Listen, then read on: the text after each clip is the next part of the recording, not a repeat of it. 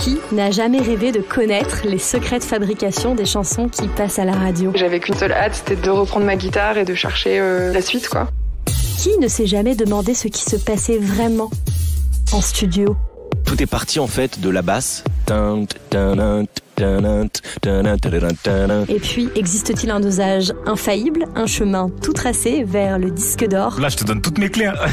Il y a tellement de gens qui me disent « mais c'est tellement mon histoire, c'est tellement mon histoire ». Je pourrais pas vivre sans musique. Énergie vous emmène dans les coulisses de la création de vos chansons préférées. Vous écoutez Inspiré. Dans cet épisode, Amy raconte la création de Longtemps. L'histoire que raconte Longtemps est simple pour moi. Il s'agit de décrire ce qui nous amène et à choisir une personne avec qui on partagerait tous les jours de sa vie, avec qui on donnerait un amour inconditionnel. J'ose croire que l'amour existe et que quand il existe, il ressemble à ça, à quelque chose de puissant, à quelque chose où on se substitue à plein de choses. Je lui donnerais mon toit si elle en a besoin. Je vivrais nu si elle a froid. Ce qu'on ressent tous quand on est amoureux, quoi.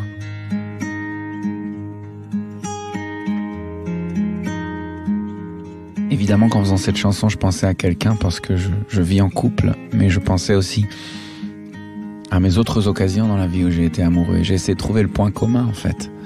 J'ai essayé de trouver à la fois ce qu'on ressent émotionnellement et aussi vers où est-ce qu'on se projette.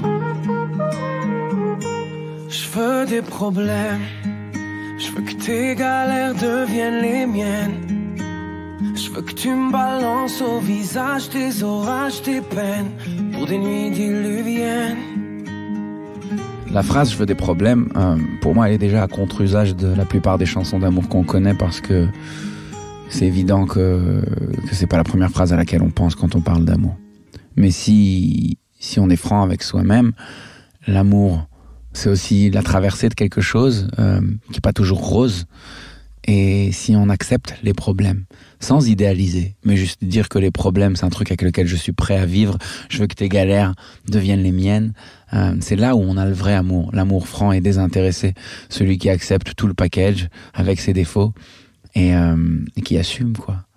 Et c'est là où on a plus de chances de le faire durer, parce que si on ferme les yeux, sachant que les problèmes et l'imperfection existent, ça tient pas pour toujours.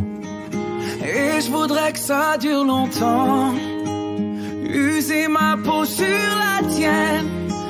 Un jour j'oublierai tout jusqu'à mon nom, je saurai simplement que t'es là, que t'es belle, que t'es mienne. Quand je dis je voudrais que ça dure longtemps, c'est envers et contre tout. Parce que des forces inverses et adverses, on va en croiser sur un chemin.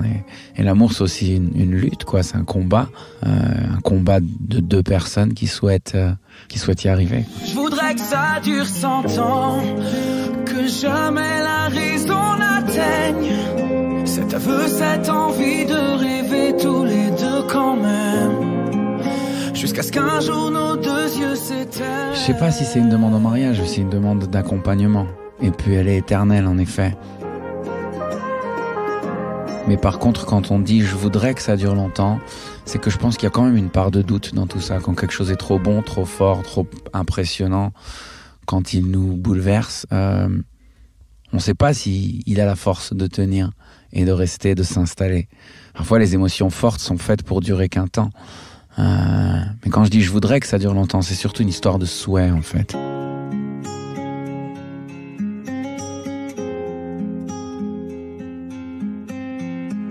La plupart du temps, je participe évidemment à l'écriture de mes titres, mais pour le coup, je crois que j'ai œuvré surtout en tant qu'entremetteur, directeur artistique d'un projet, d'une ambition. J'avais une vision, moi, autour d'un titre que je voulais intégrer à mon répertoire. Je voulais à tout prix arriver à la fin de l'été avec une chanson douce, une chanson apaisante. Ça faisait 5 ou 6 singles que je sortais, où on avait énormément la prod était riche et des chansons qui dansaient et qui bougeaient. On dirait qu'on a tous un ange, on dirait bien que c'est toi. Si ton cœur détale en rupture brutale,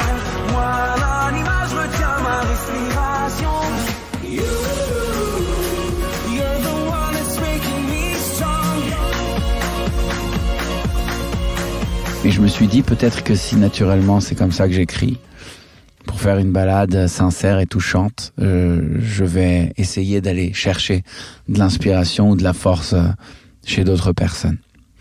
Et ainsi, je me retrouve en voyage pour aller visiter ma famille à Tel Aviv. Et une chanson passe, je me rappelle on était à l'hôtel, c'était au bord de la piscine.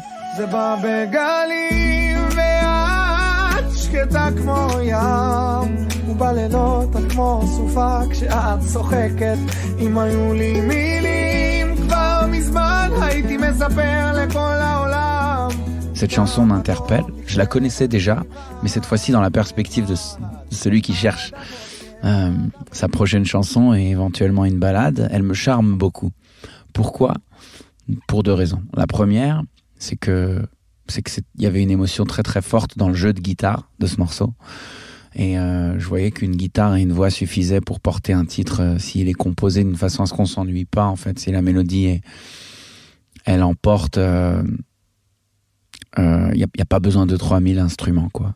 Et puis je me suis rendu compte aussi que le thème de cette chanson, c'était un thème qu'on voyait rarement dans les chansons qui sortaient en France, dans mon répertoire ou dans le répertoire français en général, parce qu'il y a une pudeur, je dirais, européenne, mais les Méditerranéens, eux, quand ils aiment, ils se mettent à genoux et ils pleurent et ils assument le truc.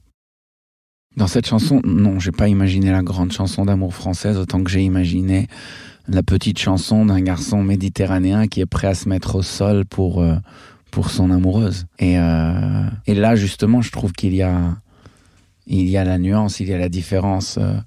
J'ai tenu à ce qu'on aborde le thème par ce chemin-là, qui est, en tout cas par rapport à toutes les chansons d'amour que j'entends, qui est assez rare, en fait. Il y a de la retenue, il y a une forme de pudeur la plupart du temps, alors que là... je voulais tout dire de façon grandiloquente parce que je pense que le sentiment amoureux, c'est justement un sentiment sans limite, sans réserve, sans restriction, sans contrainte. Je pourrais me tatouer notre histoire sur le bras, me mettre dans de beaux draps, si t'es avec moi.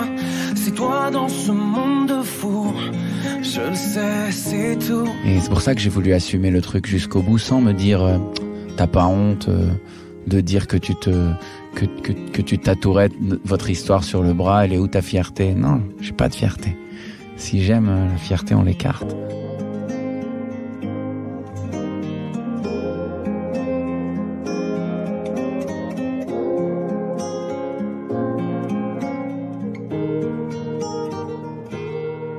Je me suis dit, est-ce que ce serait pas une piste ?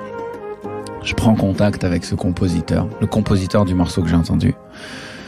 Et il est ravi de me rencontrer. Le truc, c'est que le lendemain, je dois repartir à Paris et la seule occasion de le voir, c'est s'il m'accorde du jour au lendemain 2 heures ou 3 dans son studio avant d'aller prendre l'avion. Et là, je lui dis, mec, prépare d'ores et déjà des chansons, soit des trucs que t'as déjà composés et mis de côté, soit tu me composes un truc express.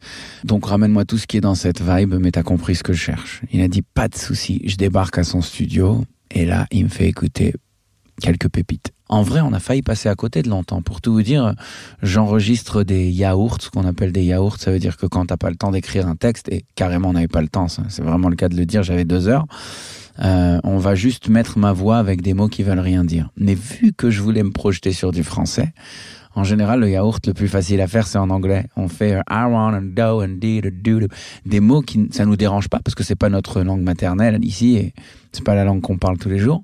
Mais là, j'ai essayé de faire du yaourt en français et franchement, c'est bizarre.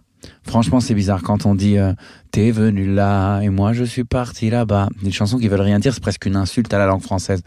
D'un autre côté, c'était la seule façon pour moi de me projeter sur la faisabilité et le potentiel de ces titres qui n'étaient pas écrits au départ pour la langue française.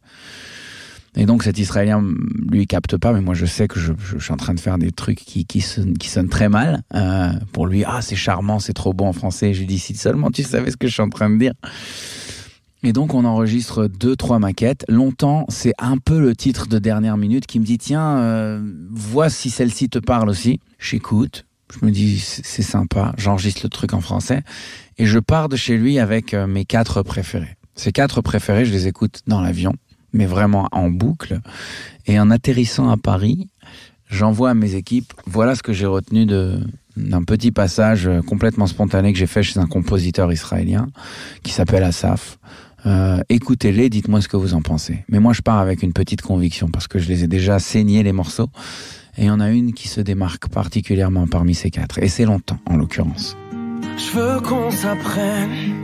Je veux partager tes joies, tes migraines. Ton corps me donne le vertige et tes mains me mènent où rien ne nous gêne.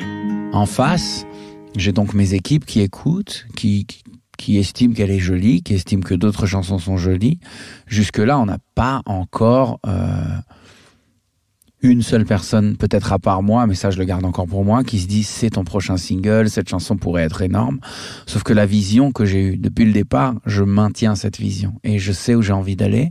Pour l'instant, l'équipe ne me suit pas parce que forcément, si je prends le virage, au début, je suis le seul à le prendre parce que ça vient d'un souhait personnel, quoi, d'un jugement que je porte sur ma musique et sur le chemin que j'ai envie de prendre.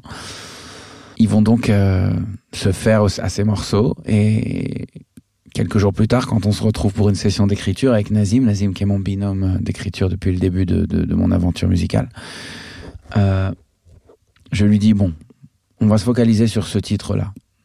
J'aimerais que tu fasses un truc que j'aurais énormément de mal à faire tout seul. Je pense que j'aurais énormément de mal à le faire tout court. J'aimerais que tu penses que la fille à laquelle tu vas adresser cette déclaration d'amour est tellement tout pour toi que sans elle, t'es carrément mort. Prends comme inspiration quelqu'un je crois qu'on connaît et qu'on admire quand même pas mal, qui s'appelle Jacques Brel, qui a dit dans une chanson « Je me ferai l'ombre de ton chien ». Quelque chose dans cet esprit-là que j'ai envie de dire à cette fille. Et je sais que j'ai trop d'ego pour l'écrire tout seul. Mon évidence, t'es mon sourire et ma carte chance. Je veux qu'on déconne, qu'on décolle, qu'on délire, qu'on danse jusqu'au dernier silence. Les instruments qu'on entend dans cette chanson sont très très simples. Il y a une guitare nylon qui est jouée du début à la fin et pour laquelle j'ai appris l'intro pour la jouer sur scène, et c'est vraiment une intro de gratteux, donc c'est pas facile du tout. Mais voilà, une guitare nylon.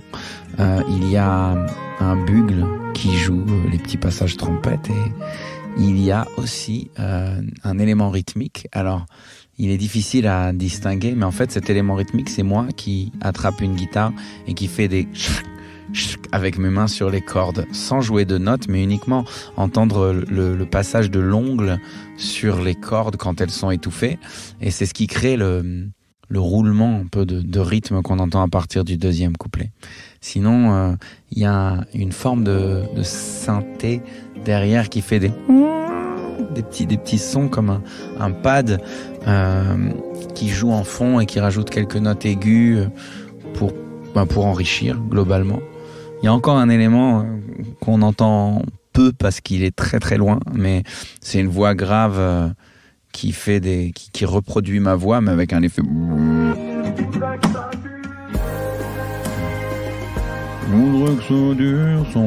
un truc comme ça qui est à 2 reprises dans la chanson. On l'entend à peine, mais quand on l'enlève, on sent la différence. Ça donne une texture à la voix. J'irai dans la rue si t'as besoin d'un toit. Je pourrais vivre nu pour que t'aies un peu moins froid. C'est toi dans ce monde de fous. Je le sais, c'est tout. Cette chanson m'amène une très grande émotion quand je la chante en live, parce que je pense que depuis qu'elle a environ 3 semaines, les gens la chantent pour moi.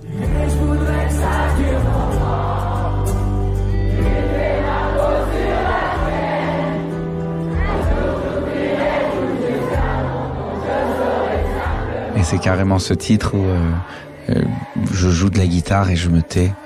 Et elle coule toute seule, cette chanson. On vit ensemble un moment suspendu et il chante ce texte d'une telle puissance.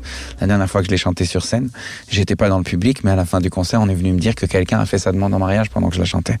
Et c'est ça qu'elle suscite chez les gens. Donc c'est leur chanson, j'ai envie de dire. C'est vraiment leur chanson et donc elle a une place particulière sur scène. Je voudrais que ça dure 100 ans, que jamais la raison n'atteigne cet aveu, cette envie de rêver tous les deux quand même, jusqu'à ce qu'un jour nos 2 yeux s'éteignent. Vous venez d'écouter Inspiré. Inspiré est un podcast Énergie. À la programmation, la mélodieuse Alexandra Bouchon. À la construction des épisodes, l'architecte Amel Almia. À la réalisation et au mix, le virtuose Nicolas Patrac. À la production, le chef d'orchestre Jean-Philippe Amar. Interview et rédaction en chef, la magistrale Sarah Conan et la chantante Maud Ventura. Si vous avez aimé cet épisode, déposez-nous vos étoiles et commentaires sur Apple Podcast. Et on se retrouve très vite pour un nouvel épisode.